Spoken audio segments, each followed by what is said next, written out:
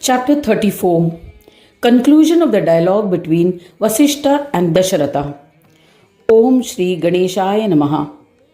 Dasharatha said, "Please tell me the Siddhi bestowing significance of the laddu that is eaten by Brahmins during the month of Shravan on the day of Chaturthi." Vasishta replied, Vaivasvata Manu's younger son was Ikshvaku. He aspired to become a king, so he commenced the observance of Chaturthi Vrata. To conclude his Shravan Krishna Chaturthi Vrata, he ate 7 laddus made of 5 ingredients: Panchakhadya, dry grated coconut, poppy seeds, rocks sugar, dried dates and milk solids. On the Tithi of Bhadrapad Krishna Chaturthi, he ate only curds. On Ashwini Krishna Chaturthi, he observed a fast without taking food or water. On the night of Kartik Krishna Chaturthi, he drank only milk. On Margashish Krishna Chaturthi, he drank only water to conclude the fast. On Paush Chaturthi, he drank cow's urine and observed the fast. In the month of Magh, on Chaturthi day, he ate white sesame seeds. On Falgun Chaturthi day, he ate only sugar with clarified butter. On Chaitra Krishna Chaturthi, he consumed 5 products derived from cows and worshipped Vinayaka. Panchagavya is a concoction prepared by mixing 5 products of cow and used in traditional Indian rituals. The 3 direct constituents of cow are cow dung, urine and milk. The 2 derived products are curd and ghee. These are mixed in proper ratio and then allowed to ferment.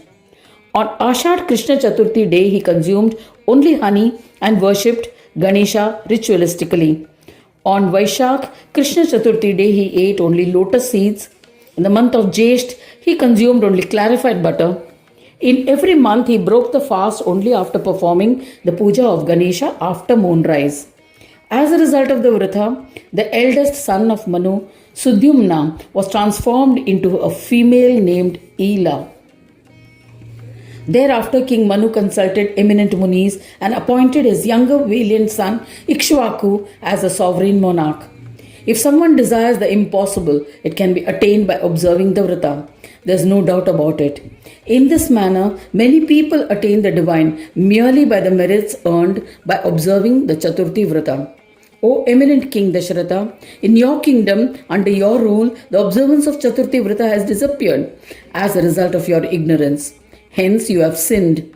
Therefore, now with your subjects, observe the Chaturthi vrata. You will be blessed with a son and in the end will attain Vignesha. Mudgalacharya continued the narration to Daksh Prajapati. King Dasharatha offered pranams to sage Vasishta and returned to his kingdom. He performed this superior vrata with his subjects.